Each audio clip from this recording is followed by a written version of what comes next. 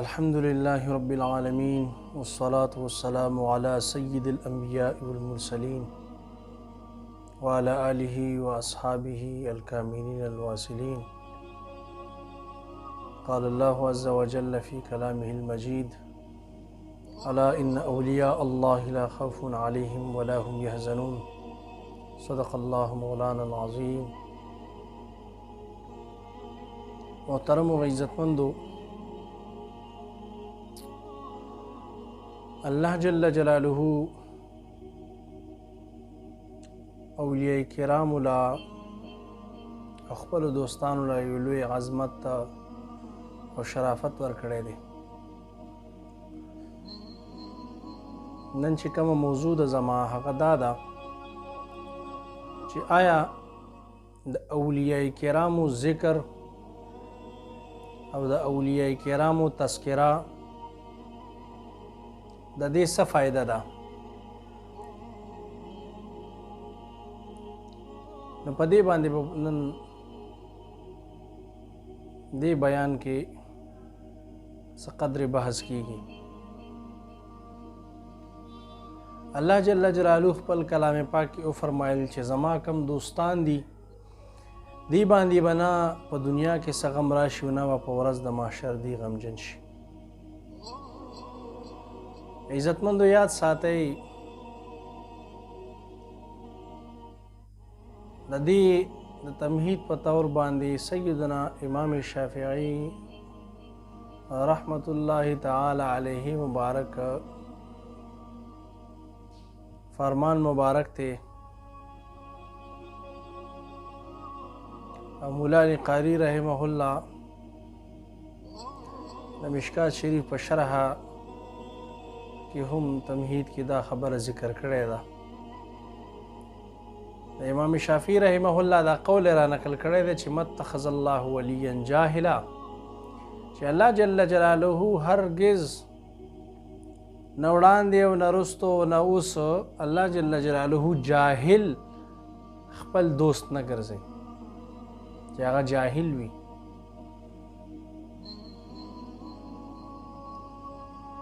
هغه د الله جل جلاله د صفاتو نه جاهل وي. هغه د الله جل جلاله د انبیاء کرامو د صفاتو نه جاهل وي. دا سړی الله جل جلاله خپل دوست نه ګرځي. ولو جعله لعلمه، او که چرته هم الله جل جلاله خپل دوست نیسی کاغه ناپوه هم وي نو دغه وخت کې الله جل جلاله لعلمه، علم هم ورته نصیب. علم بیا په دوه قسمه دی، یو ظاهري علم دی او یو باطنی علم دی. ظاهري علوم اهل ظواهر علماو چې کوم کوي او بیا اولیاء کرامو باندې لان او تان او داغي تکذیب بیانوي. اهل ظاهر داسې مثال دی. او چا چې علم ظاهر سره علم باطن هم کړی وي، او علم باطن دا د الله جل جلاله خصوصي فضل او عنایت سره میسر کیږي دا دولت. ولو جعله لعلمه، داسې اولیاء کرام د حضور نبی کریم صلی الله تعالی علیه وسلم په دې امت کې هم ډیر تیر شوي دي چې هغوی له الله جل جلاله علم لدني ورکړی.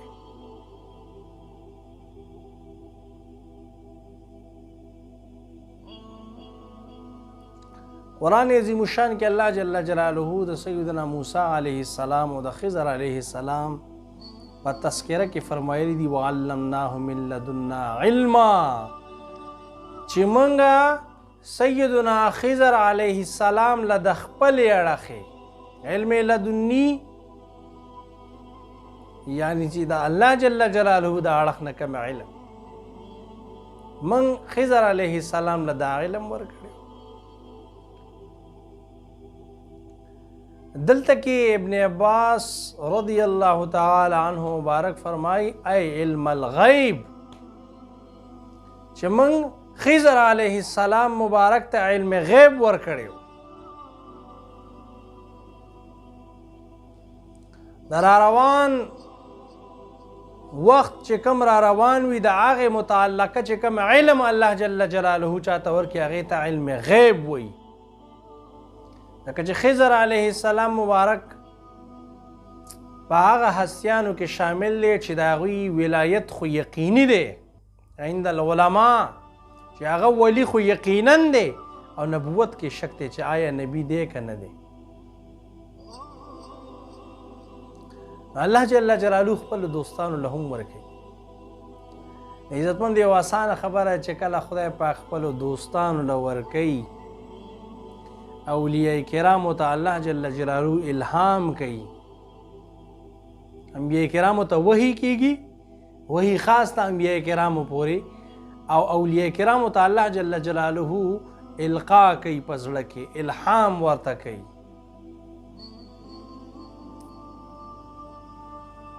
دا ځکه چې الله جل جلاله دوی ته علم لدنی ورکړي خاص علم ورکړي همدا وجه ده چې متقدمین اولیاء کرامو کې خصوصا امام شافعی رحمت الله تعالی علیه مبارک هم تذکره ملاویږي او دا خبره د خپل کتاب تمهید کې امام عبدالوهاب شعرانی رحمت الله تعالی علیه ذکر کړی دا چې امام شافعی رضی الله تعالی عنہ بعد سیدنا شیبان راعی رحمت الله تعالی علیه ډیر زیات مدح او ستاینه بیانوله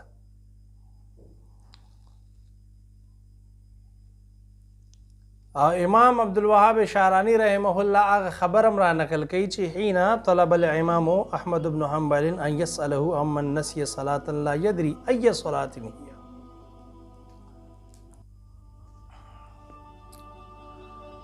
د دې واقعه داسې و چې امام شافعی رحمه الله چونکه د سیدنا امام احمد بن حنبل رحمت الله تعالی علیه استاد مکرم دی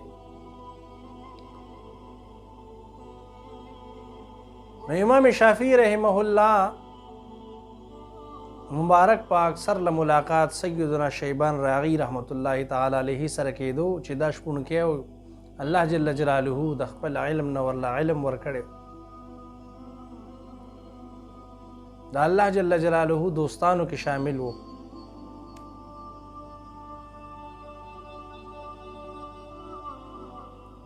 امام محمد ابن حنبل سے خپل استاد محترم ته وایي چې زه به دا نن ګورم او زه به د نه سوال کوم امام شافعی رحمه الله ډیر منې کو چې ته د نه سوال مه کوه دا بې ادبي ده دا الله جل جلاله دوستان دي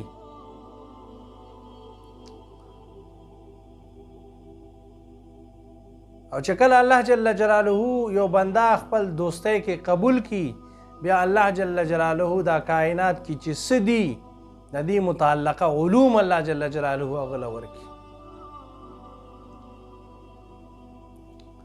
امام محمد ابن حنبل رحمه الله فرمایي چې زه به ترې نن دا تپوس کوم چې د یو سړي نه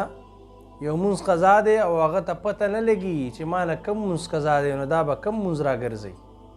پنځه واړو مونځونو کې چې کله امام شیبان راعی رحمه الله مبارک راغی د هغه نه دا تپوس وکړه نو هغه مبارک ورله جواب ورکړو چې چونکې دا مونځ دا عبادت دی د الله جل جلاله په حضور کې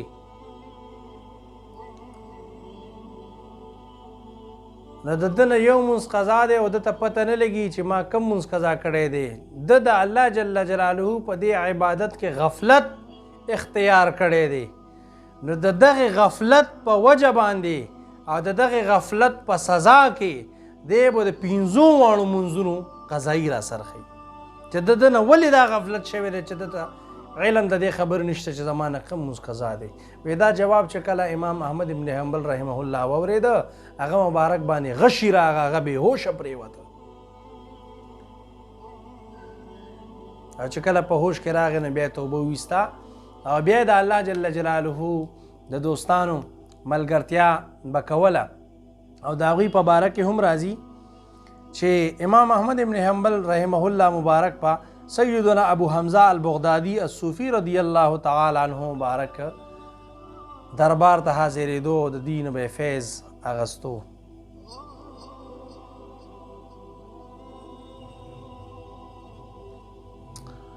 او دغه شان جمله چې کوم مشایخ کرام دي هغوی د خپل وخت د زمانې اولیاء کرامو ډېر زیات تعظیم او ادب به کو. امام عبدالوهاب شعراني رحمه الله مبارک خپله فرمایي چې سمعت شیخي و مولای ابا یحیی زکریا الانصاري شیخ الاسلام چې ما د شیخ الاسلام رحمه الله نه دا خبر اورېدلې ده چې هغوی مبارک به وفرمایل اذا لم یکن للفقیه علم بحوال القوم چې کله یو سړی ځان ته فقیه وایي عالم وایي او د اولیاء کرامو په احوالو باندې نه خبر چې اولیاء کرامو څه قسمه حالات دي و اصطلاحاتهم او د دوی په اصطلاحاتو د دوی په اقوالو باندې دی نه پوهیږي فهو فقیه جاف وایي دا فقیه داسې عالم دی چې دا خشک عالم دی. وكنت اسمعه يقول كثيرا ما بخپل شیخ ډیر اوریده چې هغه مبارک په همدا خبره ډیره زیاته کوله چې الاعتقاد صبغه والانتقاد حرمان چې د اولیاء کرامو سره عقیدت ساتل او د دې عقیده ساتل وی دا صبغه دا رنگ دی. د اولیاء کرامو سره چې محبت ساتي لکه چې حدیث شریف کې راځي چې یو سړي رسول الله صلی الله علیه وسلم ته فرمایل یا رسول الله رجل يحب القوم ولم يعمل بمثل عملهم چې یو سړی یو قوم سره محبت ساتي یو جماعت سره محبت ساتي که هغه هر جماعتي که د اولیاء کرام وي خو د هغې په شان عمل نشي کولی چونکې د اولیاء کرام مجاهده سختوي نو بیا به څه کېږي. حضور نبی کریم صلی الله علیه وسلم مبارک جواب ورکو المرء مع من احبه د سړي حشر به په ورځ د قیامت هغه چا سره کېږي چا سره چې په دنیا کې محبت وي. دا یو واضح دلیل دی چې د اولیاء کرامو سره چا عقیده او عقیدت وساته الله جل جلاله به د دغې اولیاء کرامو په صف کې دی په ورځ د محشر راپاسوي. اللهم اجعلنا منهم. او بله وجه دا ده چې سیدنا بایزید بستامی رحمه الله مبارک مشهور قول دی تواتر حتی رسیدلی دوی مبارکو به دا فرمایل علم ظاهر چې کم علما دي یقول لعلماء عصره د خپل زمانې ظاهر بین علماو ته به دا خبره کوله اخذتم علمکم من علماء الرسوم میتا عن میت وی تاسو د اهل رسومونه علم حاصل کړی دی رسمي او رواجي چې کم علوم دي دا تاسو حاصل کړي دي او د داسې خلکو نه حاصل کړي چې هغوی له مرګ راغلی مخکې مړي یو آدم پرې راغلی او اوس هم نیست شو او زمونږ څه حال دی موږ د الله جل جلاله دوستان یو زمونږ دا حال دی چې اخذنا علمنا عن الحي الذي لا يموت موږ د هغه ژوندي ذات نه هغه رب لم یزل ولا یزال ذات نه هغه د الله جل جلاله نه علم حاصل کړي چې د هغه دپاره مرګ نشته. دا د اولیاء کرامو شان دی. همدا وجه ده چې سیدنا یحیی عمار رحمت الله تعالی علیه چې دا مشهور متقدمینو چې کم شیخ تیر شوی سیدنا شیخ عبدالله انصاری رحمت الله تعالی علیه استاذ دی. دی مبارک چې کله دنیا نه پرده وکړه نو چا بیا په خوب کې ولیدو وی چې یا څه ګیري تاسو سره الله جل جلاله څه معامله وفرمایله. نو شیخ یحیی عمار رحمت الله تعالی علیه ورته وفرمایل چې ما ته خو الله جل جلاله فرمایل چې زه تا سره ډیره به ما سخته معامله کوله ډیر سخت گرفت په مې د کولو خو یو ځل تا یو ځای کې واز کو زما صفات ته بیانول او په دغې لاره باندې زما یو دوست تېرېده نو هغه چې کله ستا د اواز واورېدو نو زما صفت اورېدو سره د هغه زړه باغ شو خوشحاله شو وایي په دغې خوشحالۍ باندې چې کوم هغه زما دوست ته نصیب شو په دغې خوشحالۍ په وجه باندې ما ته ستا بخشش وفرمایه دا د اولیاء کرامو د ذکر اورېدو فایدې دي چې الله جل جلاله ستا بخنه په دې باندې کوي نور به د دې نه کومه لویې فایدې او سیدنا شیخ ابو علي دقاق رحمت الله تعالی علیه نه چا تپوس وکړه چې د اولیاء کرامو په دې ذکر کې د هغې واقعات بیانولو کې څه فایده شته هغوی مبارک ورته وفرمیل چې دوه فایدې دي په دې کې اول نمبر فایده دا ده که یو سړی د اولیاء کرامو طالب وي